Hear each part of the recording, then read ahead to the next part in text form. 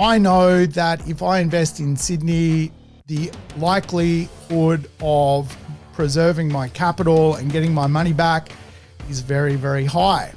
If I was to invest in Wee Waa, a dying small town in regional New South Wales, the idea of me getting my money back is far more risky.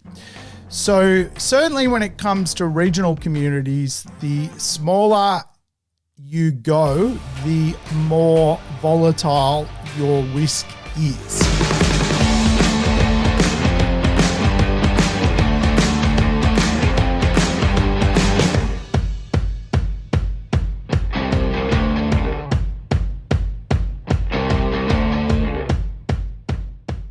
Welcome to the Urban Property Investor. I'm your host, Sam Saggers, here to help you crack the code of real estate wealth. Today's show, we're doing battle. Yes, we're going to dig into regional versus urban. Well, actually, we're going to dig into how to understand where good regional markets are.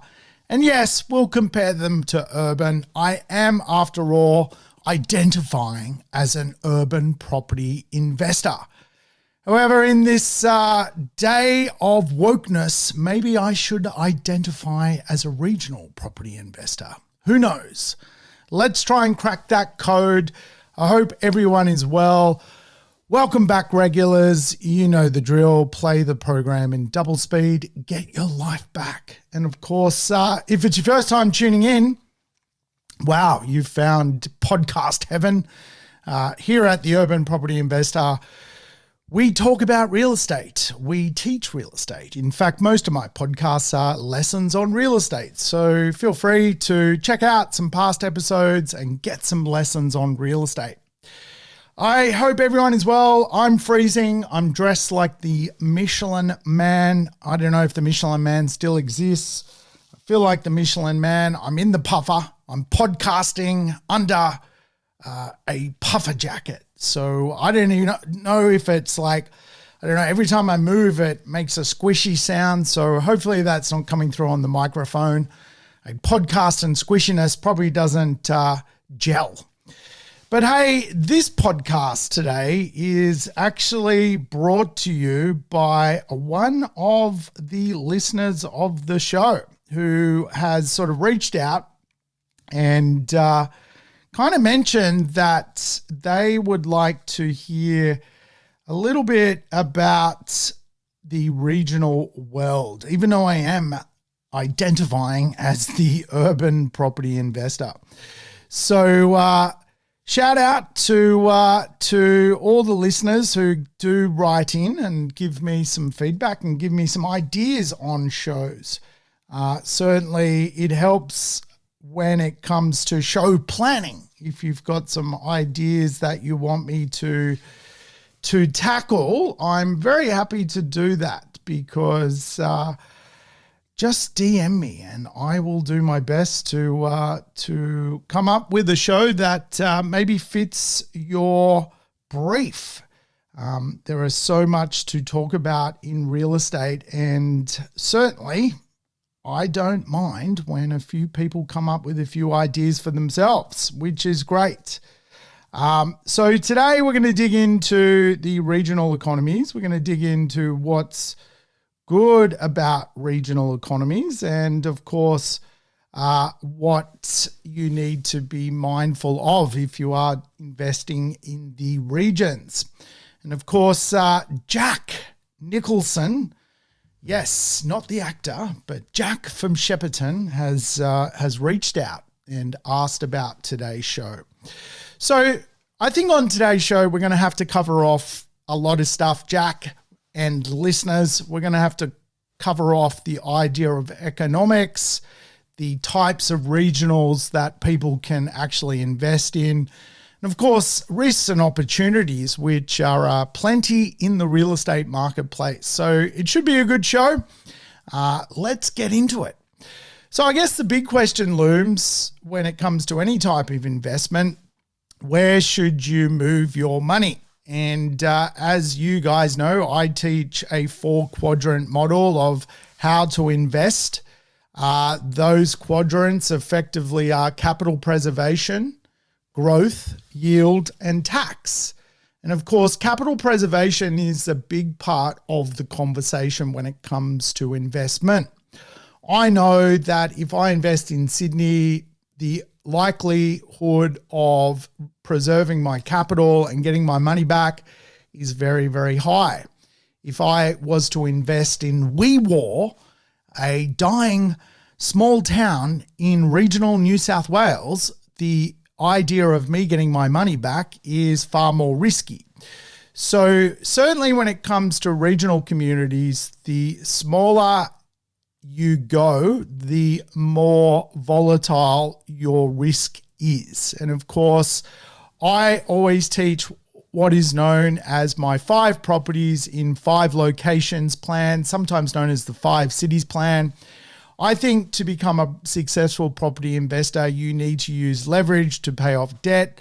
So in that vein, if you own your own home and you are able to put another 4 properties into your portfolio along with your own home, you would have 5 properties. If you were to spread those 5 properties across Australia, you would have a very diverse portfolio. Of the 4 properties which are investments, if they all go up in value, you can effectively use 2 of the 4 properties to get sold and use that leverage capital gain to pay off the debt on the other 2 and use them to be your retirement properties. So there's a lot in that framework. And of course, your retirement properties need to be in safe locations because obviously you will call upon them in your retirement. They also need to be in areas which are going to provide sustainable tenant income and income that's going to grow alongside the profile of the right socioeconomics. So in urban areas, there are some terrible places. Not every urban area in Sydney is good. In fact, there are pockets which are just would make terrible investments. And of course, a regional investment would outperform terrible parts of Sydney. But in general, if we were to propose that we will use my 4X growth plan to buy real estate, remember my 4X growth plan is really simple as well. We want to make some money on the way in, perhaps haggle a good price or add value to the real estate, do a little reno, maybe do a build. We've got to add some value to the real estate. We're going to choose a good location. Location is paramount to capital growth. A good street, maybe a nice property close to the shops, a good suburb with a good socioeconomic profile. Then we want, obviously, a marketplace which is full of population, infrastructure, and economics or employment. And we want differentiators on the property. Now, the 4X growth plan could be used in a smaller regional marketplace. It simply would not be useful in a small town which is basically dying. You couldn't go to Coolgardie in the middle of the desert and use my 4X growth plan. So remember, cities have rankings. We have 2 global cities in Australia, Sydney and Melbourne. They're global brands. People know them wherever you're traveling in the world. People understand them. We have 2 new world cities, Perth and Brisbane.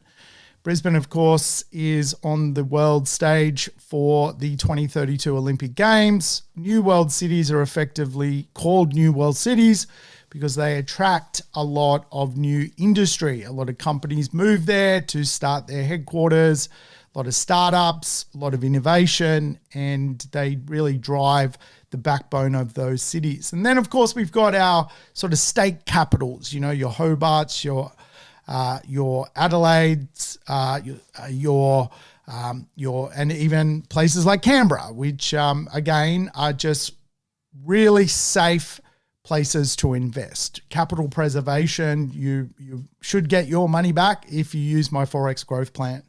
And of course, then we've got our feeder cities. And feeder cities to me are tremendous regional marketplaces.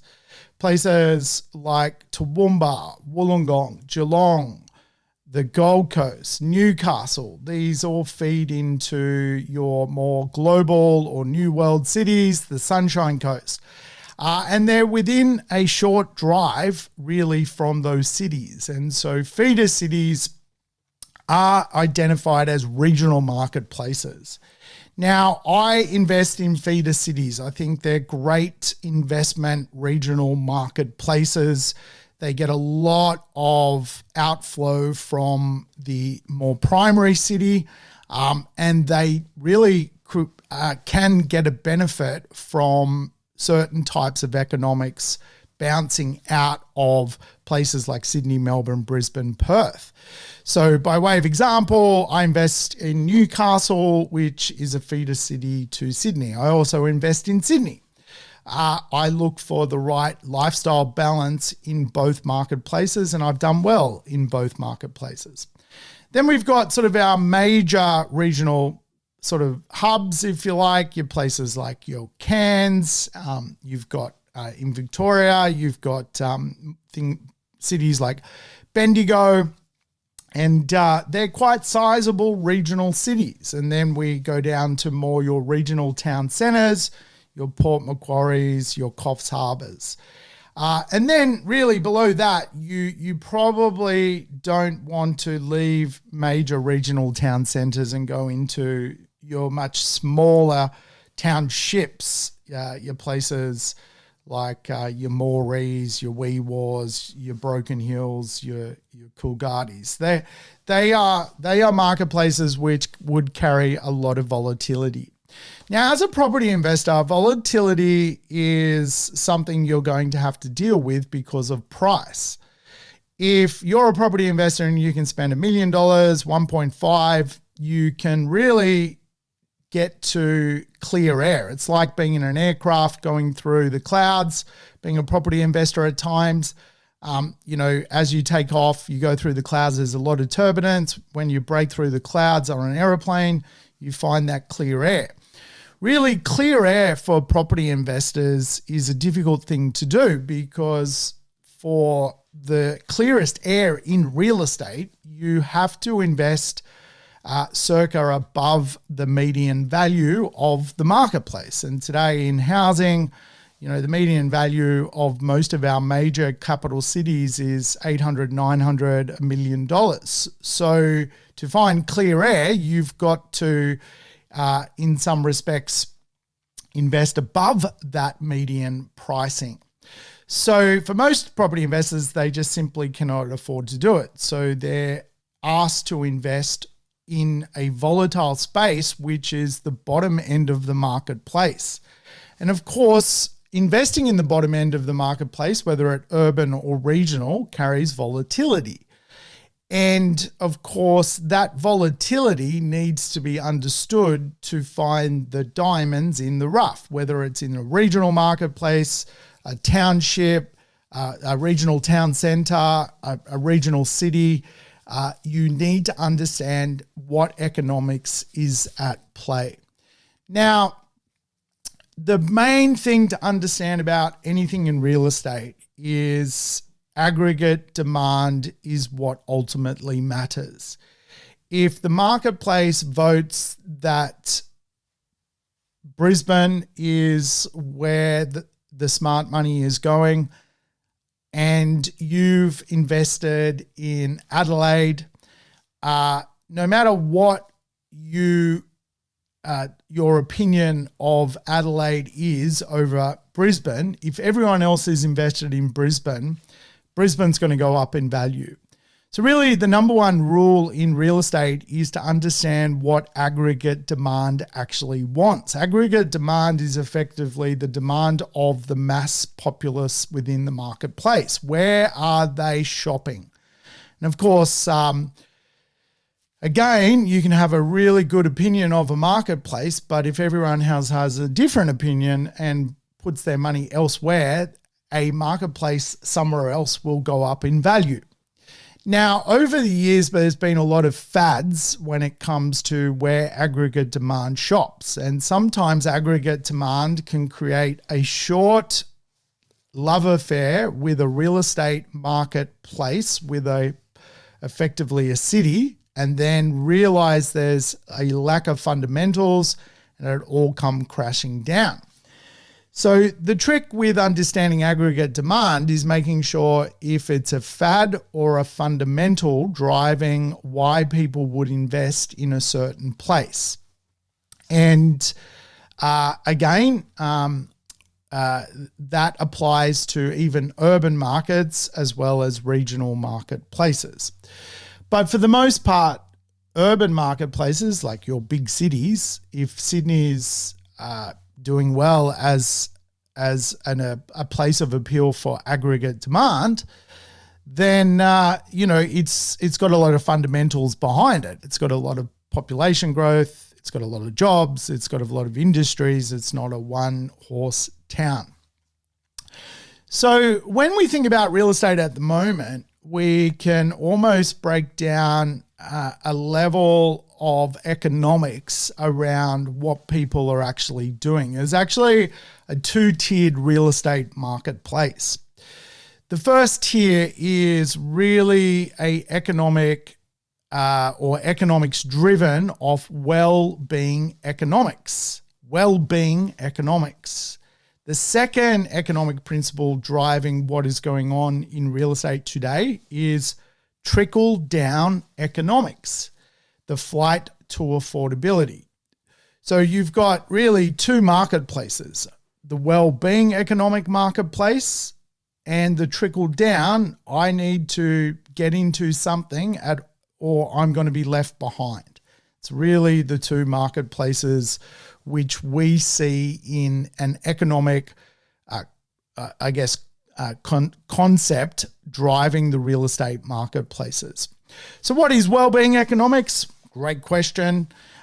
It's very prevalent today. Well-being economics is really the idea that millennials and also baby boomers, the two massive cohorts of demographics, any of those people inside those demographics aspire to buying a property in a lifestyle area, a well-being area. And really, off the back of that, you have seen huge amounts of demand in both regional and urban well-being areas. And it's one of the reasons why I teach, if you can visualize it, buy in an affordable, well-being or livable suburb in an urban area. Just that's because that's what I focus on, because you will get well-being economics. You won't get trickle-down economics. And really, trickle-down economics is really the concept that the best real estate in well-being areas, lifestyle areas, goes up, and really the bottom eventually goes up by virtue of the fact that the real estate market is in high demand in well-being areas. So you get this kind of the market works its way down. As the better areas disappear, there's this flight to, okay, wow, there's not much left in my price range. I will trickle down and buy something. So high demand areas experience property values increasing, and obviously that eventually displaces people. And then so you get low demand areas seeing an uplift of growth through trickle-down economics. Is the best way to kind of understand how it kind of works. Now, remember, boomers and millennials are a massive, massive generation, or two generations. And wealthy boomers and wealthy millennials value, livable communities, walkable communities. They value easy access to enjoyable shopping. They love, beaches. They love lifestyle. They love socialization. They love coffee shops. And off the back of that, you have seen some incredible results in regional communities.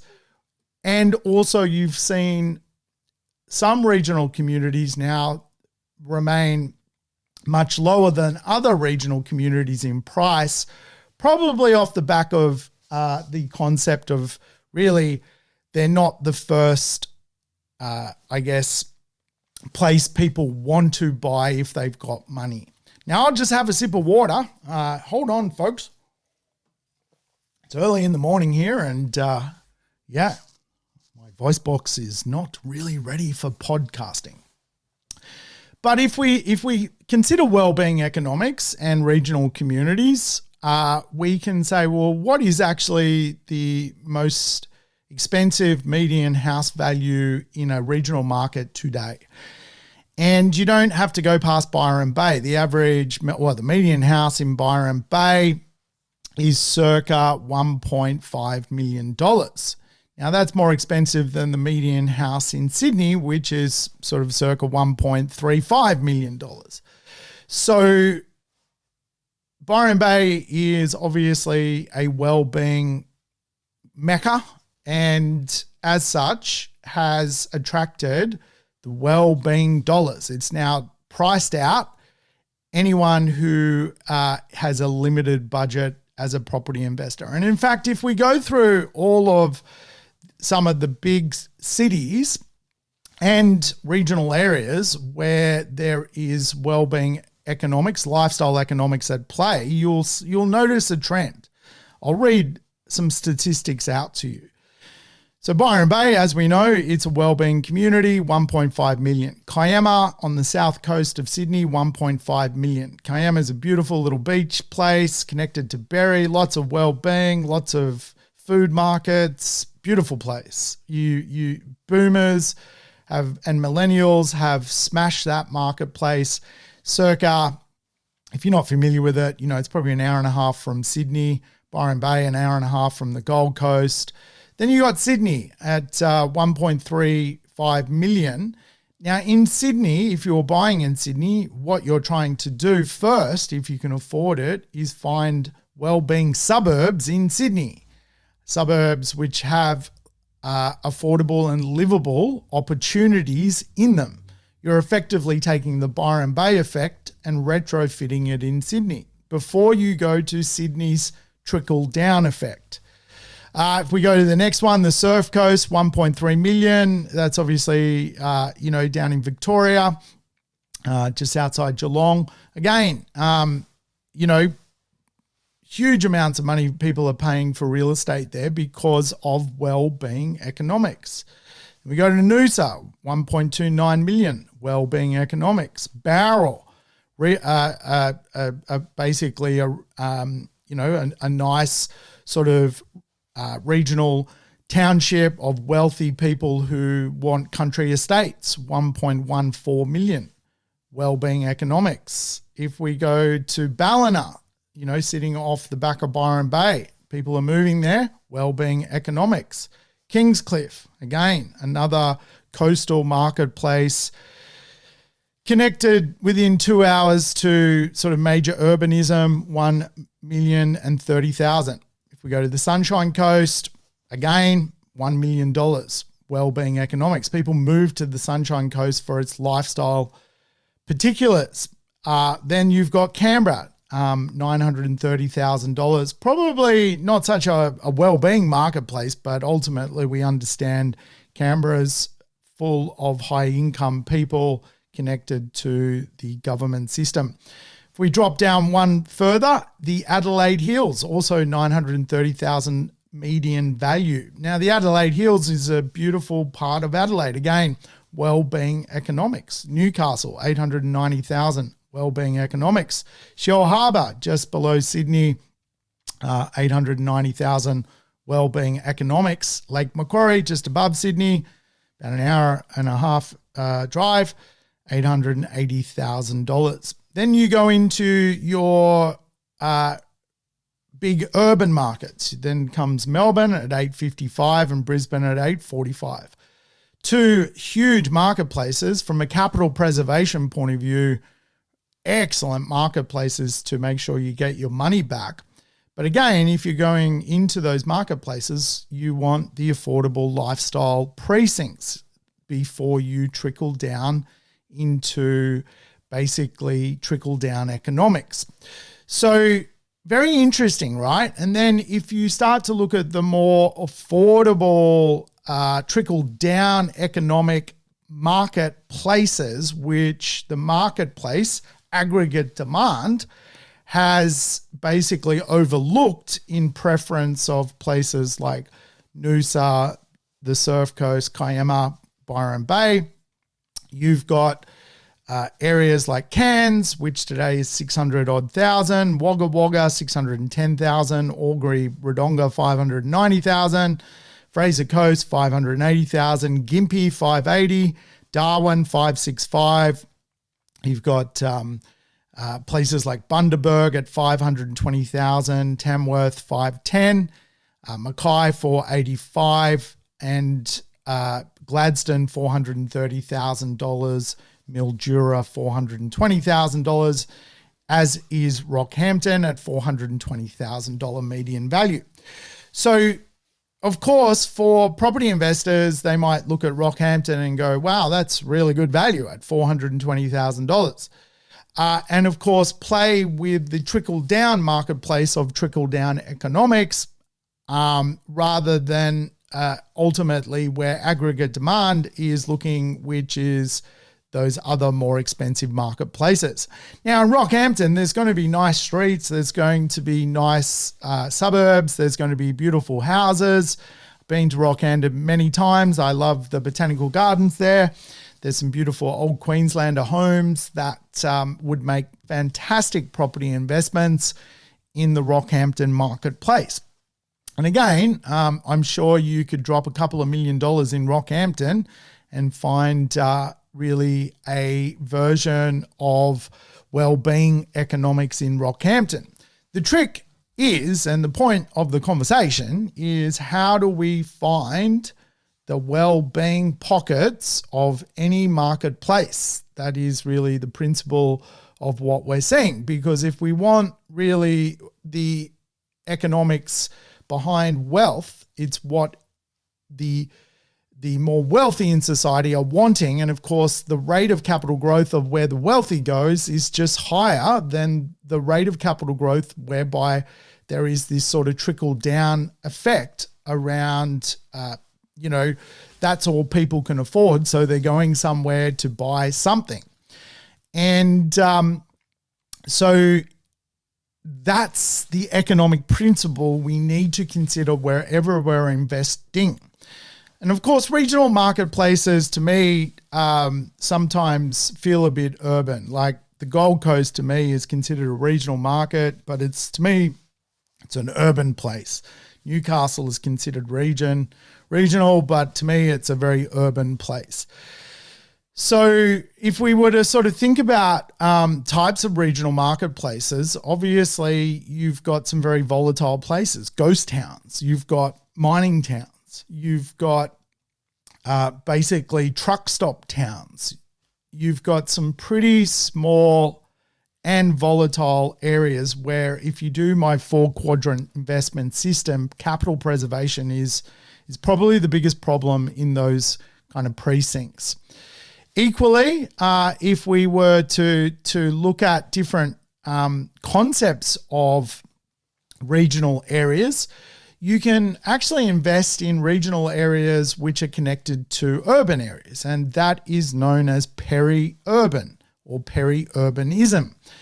And I'm a big fan of peri-urban marketplaces. You could argue that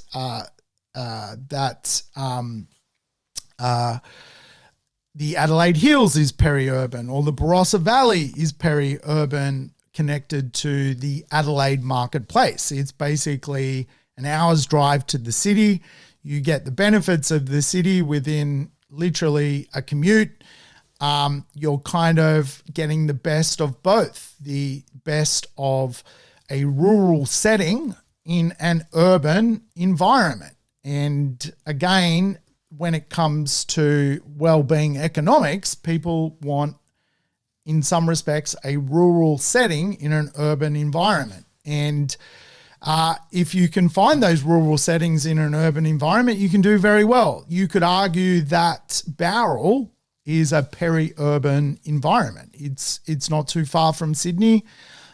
It's commutable, but it's rural. And so when it comes to sort of breaking this stuff down, there is some studies which kind of show that there is a distance that the aggregate demand prefers to be when it comes to its distance from the major mothership being the urban CBD.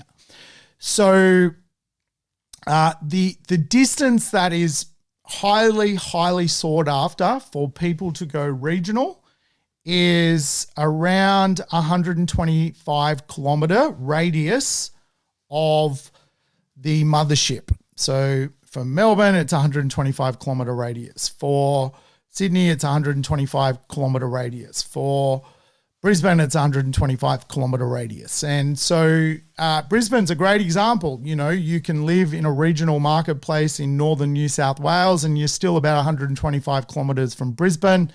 I've got people in my own company that live in Kingscliff effectively and drive to Brisbane every day. And they're 125 kilometres drive per day one way.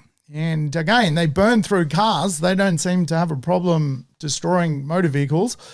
But that's really what most people want. And most demographers call it the sort of 2-hour city, the idea that anything connected to a major hub within 2 hours, which has well-being economics, is considered very, very, very viable from a capital growth position as a property investment.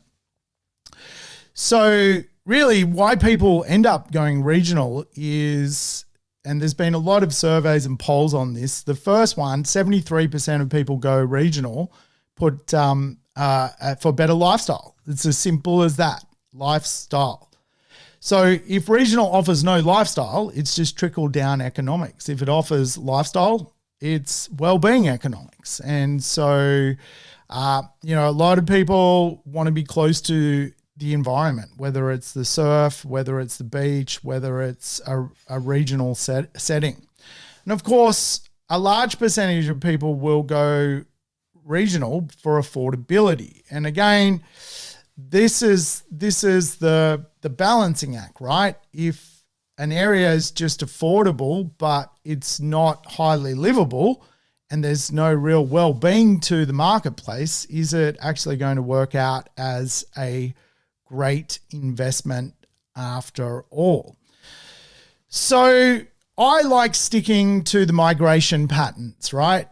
There's well-known pipelines of migration. And if you think about it, you've got your primary city to your secondary feeder city, Sydney to Newcastle. You've got inner city to outer suburbs. So you've got people who live in apartments that will basically have kids and go to the outer suburbs to buy a 3 or 4 bedroom home. In other words, they'll go from Brunswick to Werribee just because they're starting a family. It's a known migration pattern.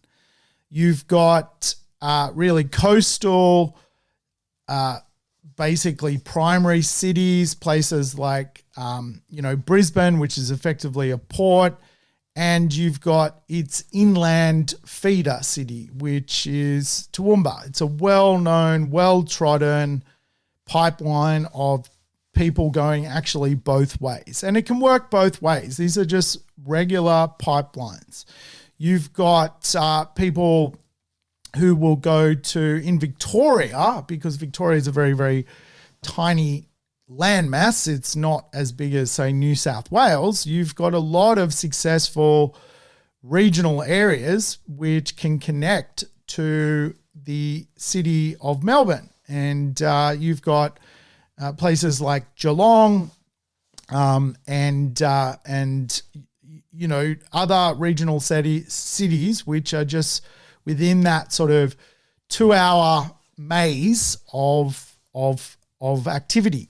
And so then you've got obviously your cities where people will leave when they're young and return when they're old. So you'll get dynamics like people leaving Hobart and coming to Sydney, or people leaving Hobart and trying out Melbourne. And then you'll get older people in Melbourne thinking Hobart's a great place to downsize. And of course, you get the suburban to the inner city. You get effectively a migration of that. People leaving suburbia, bored out of their minds, trying out the inner city lifestyle, cafes and culture. And of course, we know you get the international routes, Australian expats who've made a bucket load of money in London returning to Melbourne, that kind of activity. And so we know there's common migration patterns. We know peri-urban is a common migration pattern. We know that if someone who comes from Adelaide likes the idea of a rural setting, then the Barossa Valleys is only an hour and a half, and you get not even an hour and a half, an hour away, and you get a rural setting. So you'll get a lifestyle or well-being economic uplift on that marketplace. And so you'll also get the same effect coastal. People live in Wollongong because they can work in Sydney. So regional opportunities, again, you'll have to just, when you're analyzing your real estate, you might want to look at, you can now go, okay, is this trickle-down economics that I'm doing here with my investment, or am I in the well-being suburb, street, pocket, or is there actually no well-being at all when it comes to the reason as to why someone would live there? It's just basically affordable properties that are affordable properties. And again, there's a big sort of difference as to what aggregate demand is actually looking for. So obviously, all real estate carries risks. In urban areas, there's lots of risks. In regional areas, there's other risks. And so economics is certainly not static, right? Things change. Things change all the time. And, everyone listening would understand that. I mean, we lived through a 1 in 100 year pandemic, 4 years in the making. 4 years ago, it kicked off. So economics does not stay still, and things change. And really, one of the reasons from a capital preservation point of view, I tend to sort of work mainly in urban markets is economics is not static. It moves. And so I've got to be very mindful in my role to make sure that capital preservation is a big driver. And so by way of example, if the Australian government stopped population growth by basically changing the algorithm of how many people come to the country, then there's going to be a change in economics in Australia. Australia's economics is very much population led. Like, we put more people into the country to grow the GDP of the country. If those people were not in the country, the GDP of the country wouldn't be as strong as it is. And so you would have effectively a higher unemployment rate because there would just be less activity. And ultimately, you would see probably a bit of a slowdown in marketplaces. And of course, the problem is if the capital cities catch a cold and slow down and go down in value, they become highly prized in value from people from regional marketplaces because of the alpha nature of their value proposition, particularly the lifestyle areas. So the world, if you like, is also connected to global population shifts. And we know what is happening in regional areas, like very regional areas, small country towns in Asian cities. We know what's going on in European cities. They're becoming ghost towns. So in Japan, there's it's called IKEA, which means empty house. And today in Japan, there's something like 1 million empty homes in regional marketplaces because there isn't an improvement on the population through what we do here as in Australia, which is population economics. So the biggest threat you can have as a property investor is depopulation. It's basically the number one threat to property investment. The other real principle we've got to consider here in Australia is that the world has gone through a couple of, I guess, economic phases. We had the sort of pre-industrial steady state rise of our cities. Then we had the urbanization of our cities. We had basically a baby boom, which grew the baby boomers. So we had high fertility, and then all of a sudden a low mortality rate. So people started to live longer, and we had people who, and lots of babies were made. And so today we have that generation still alive, known as the baby boomer generation.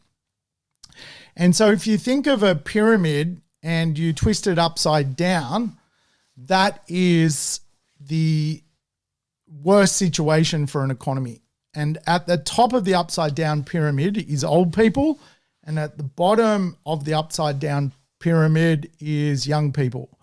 Young people obviously go to work and pay taxes. Old people basically are the beneficiary of being old and building society. So what is ultimately happening is we are basically shrinking in our fertility. We're not having children, and people are living older. And so all of a sudden we as a country, the only way to solve that is to bring more people here. But as we know, we're not building enough houses to populate the people we bring. So I'm not a fan of investing where governments can effectively ruin the model. And at some point, one government's going to take power and say, enough is enough. We're not going to have 300,000 people come here a year, 500,000 people come here to prop up this system. So the long and the short of that story is the idea of depopulation. If an urban area has depopulation, there, though it can cause, high vacancy rates and things like that, you generally don't feel it as much. The bigger the size of the marketplace, the less you feel the real estate bumps and bruises. If 1,000 people leave a township of 50,000 people, that marketplace feels it far more than if 10,000 people leave a city of 5 million. And so the risk that is paramount in regional marketplaces is what is ultimately occurring in many places around the world.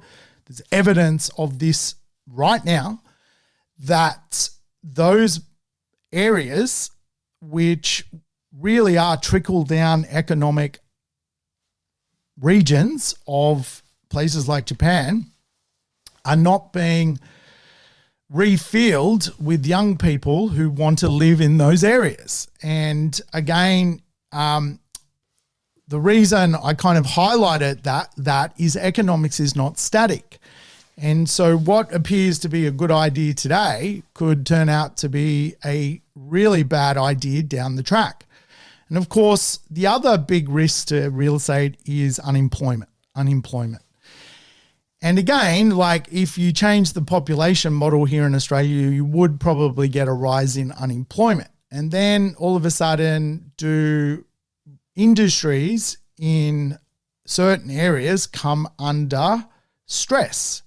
Now, the more industries you have in your city, the better off you're going to be, the safer you're going to be. And typically, the bigger the city, the more industry. So if one industry closes, there's still surviving industries to give people jobs.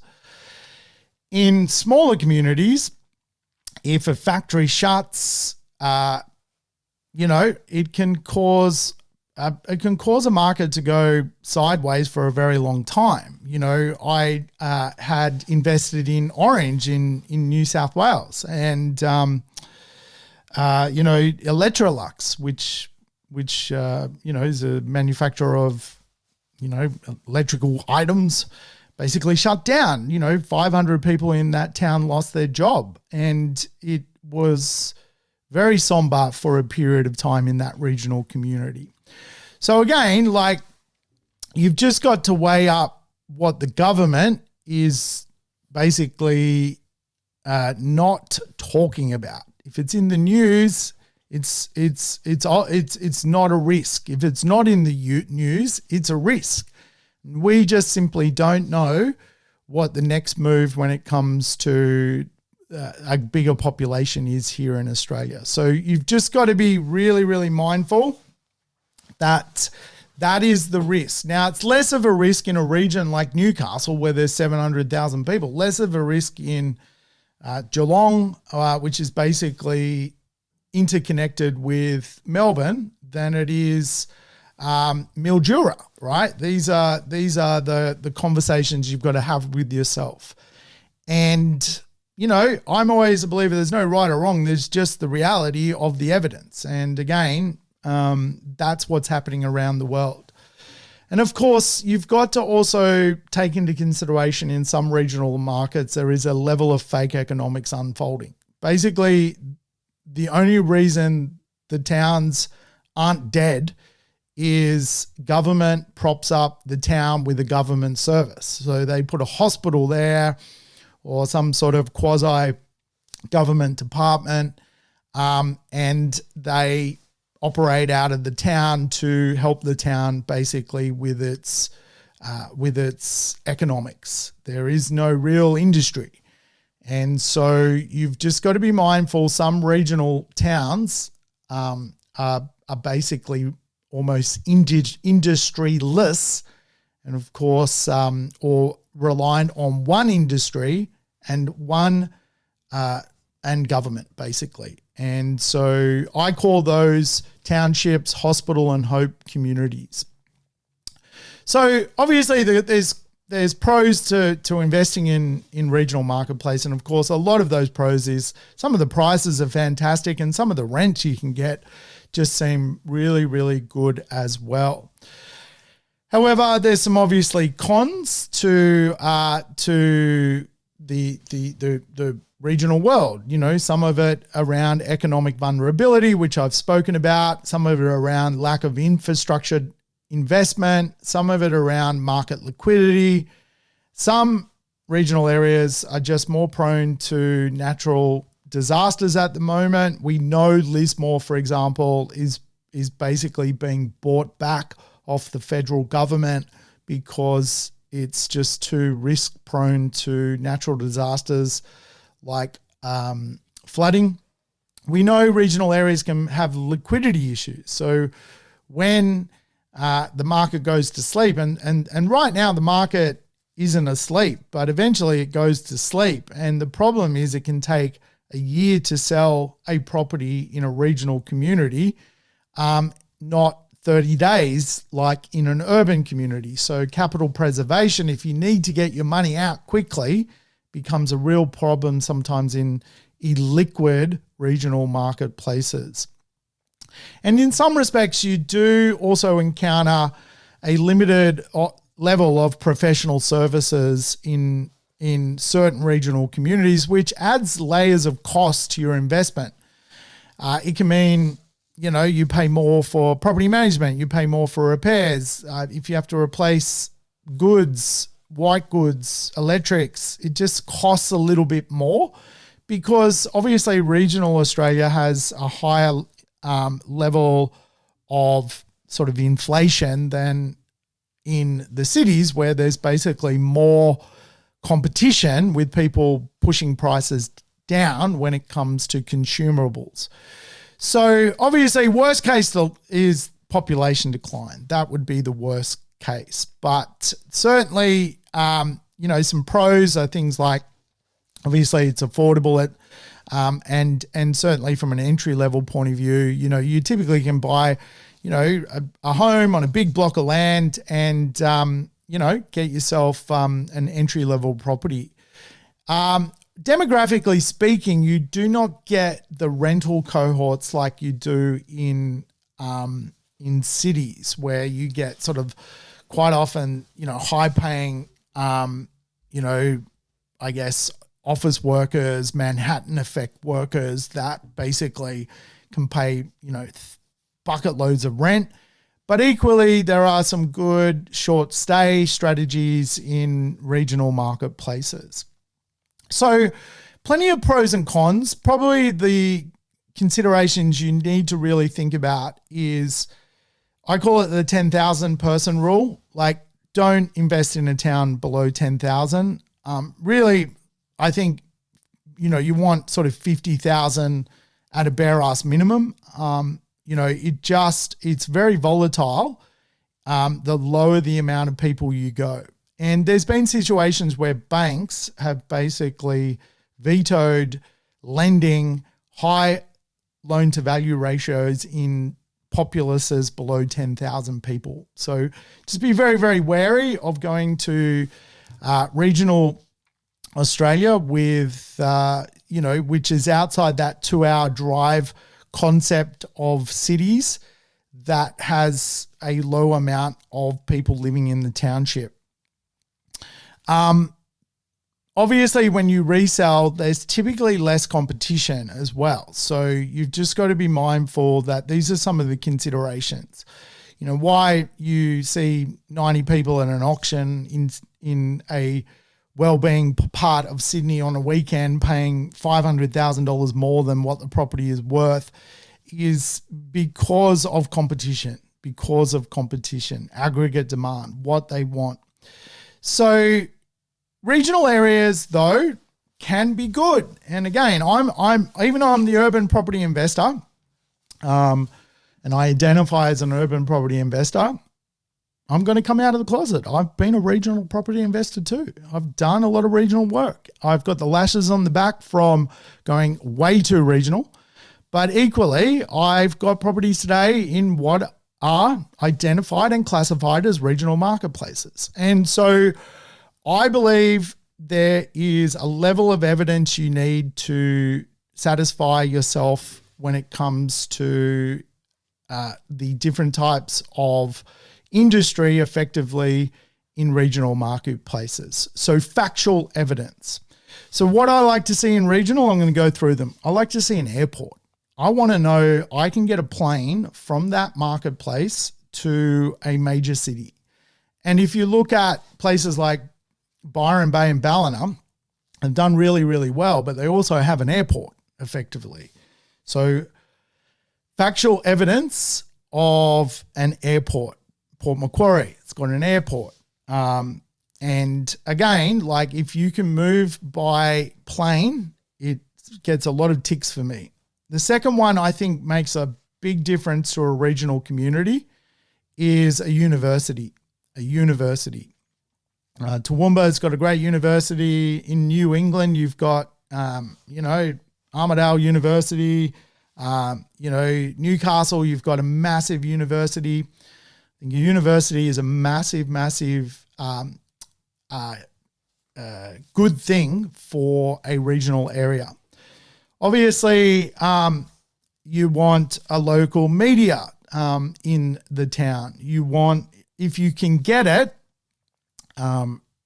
some government like military or the CSIRO. Obviously, the Hospital and Hope concept is paramount to a regional area. Newcastle, John Hunter Hospital, massive employment concept. If you can get national events in your regional town or regional city, makes a lot of sense to me. National events are people coming there for a reason? Is there activities happening?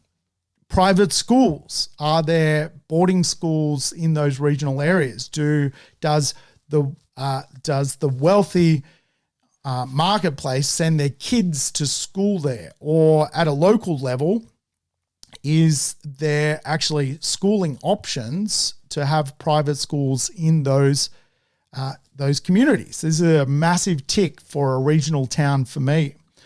Obviously, a broad range of housing from aged care, so people know that they can live in those towns their entire life, to different types of architecture within the township. Does it have different period homes, new homes, old homes, falling down homes? Like, is there a level of growth happening and building activity happening in the township? Is there a lot of local businesses and a lot of entrepreneurs that are in the township? Is there a thriving retail in the township? Do you walk down the town and every fourth shop is basically just about to go out of business and, starting to look pretty sad and sleepy?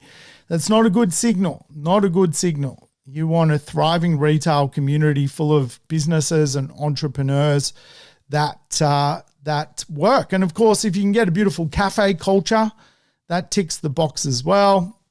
Obviously, government's going to be in those areas as part of basically them propping up basically those marketplaces. But then we want some industry. And we don't want one single industry. Like, if you can get 3 or 4 connected to a regional marketplace, that's kind of your bare ass minimum, if you ask me. And again, it could be a mixture of agriculture, construction. It could be a mixture of tourism. Some elements that protect the marketplace if one industry was to really, really have it tough. And really, you've got to ask yourself with the regional towns, like, what next? What's the next for investment and development of that town? What's next for the growth of education? Is it a stagnant education environment? Is it struggling schools, or is it thriving schools, growing, buying more land, putting more schooling facilities around their schools? What next is happening? What next for health? Is the hospital expanding its offering in that marketplace? Is it growing? Because if the hospital's growing, it means the catchment of people is also growing. Is the retail growing? Is there people moving in and gentrifying those regional areas? Are they becoming even, in some respects, cooler than some of the most hip urban pockets about? What next for economic development? What industries are going to innovate? And again, like, we are living in a VUCA world, very volatile at times.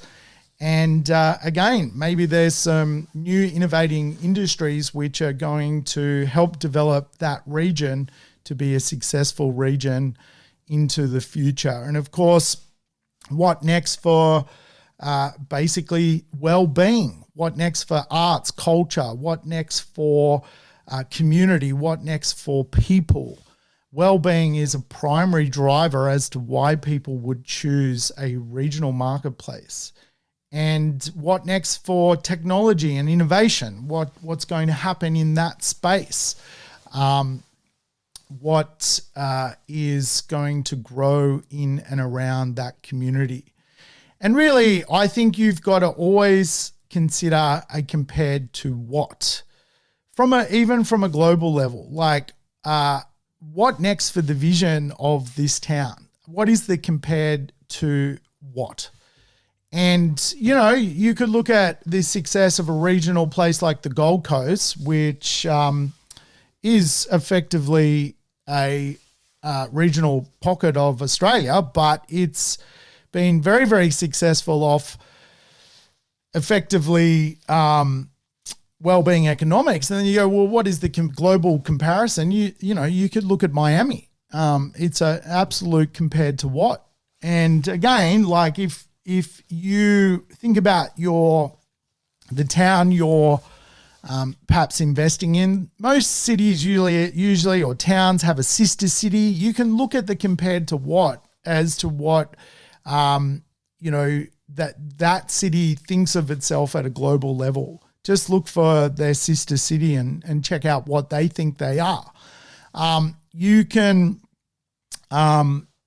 you know, there's evidence that a city of that size working elsewhere, it's a good level of reason to consider those areas as a prime investment place.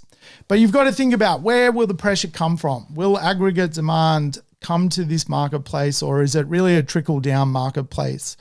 Is it going to be driven off future zoning? Is it going to be driven off basically old people looking to retire somewhere? Is it going to be driven off young families coming to really enhance the community as much as anything else?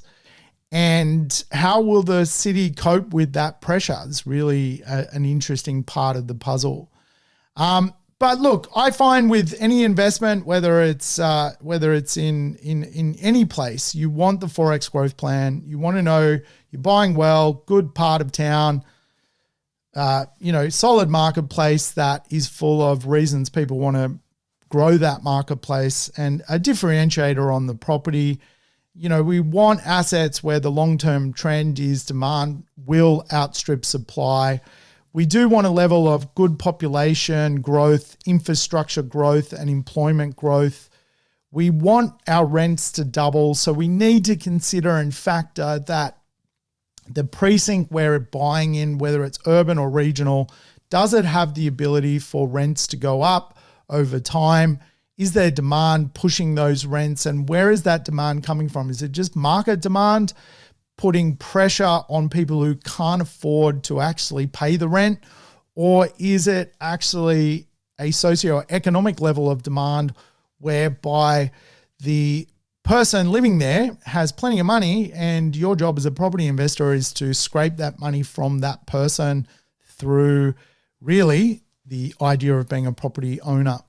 And of course, look, humans, they always have demand for better places. That's human nature. Better places equals more capital growth and ultimately more rental growth. And of course, in every town, and I've probably offended every regional community in Australia, but I know there's always a dress circle in every town, and it will no doubt be worth investing in as long as the town is of a reasonable size. You know, I was just in Alice Springs. It's a township of 20,000 people. Would I be throwing my retirement in Alice Springs? I'm probably not going to do it just to chase affordability. There's some great affordable properties in Alice Springs. Just don't see it. Don't know the vision. Don't know the future. Don't see it. Do I see a vision and future in urban areas? It's going to happen, right?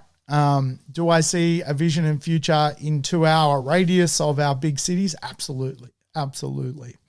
Are there outlier regional communities which, you know, basically are contrarian to the 2-hour rule? There is. There's a couple of them, but equally there are others which are just now focus of property investors because that's the flight to affordability, the trickle-down effect. And again, you know, what happens is you might see other marketplaces adjust and become better value, and then you can get stuck in the wrong area. My advice is think of real estate as a game of building a portfolio.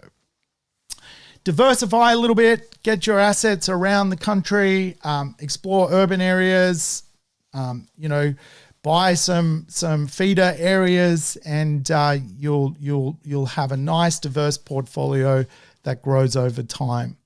All right, folks, hope that was interesting. Please leave a review. I shall leave you be now. All the best. Cheerio.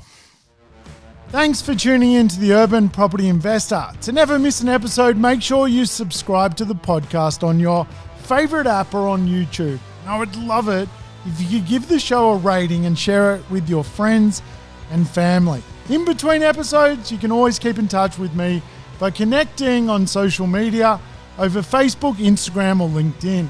Until we meet again on the next episode of the Urban Property Investor, take care and bye for now.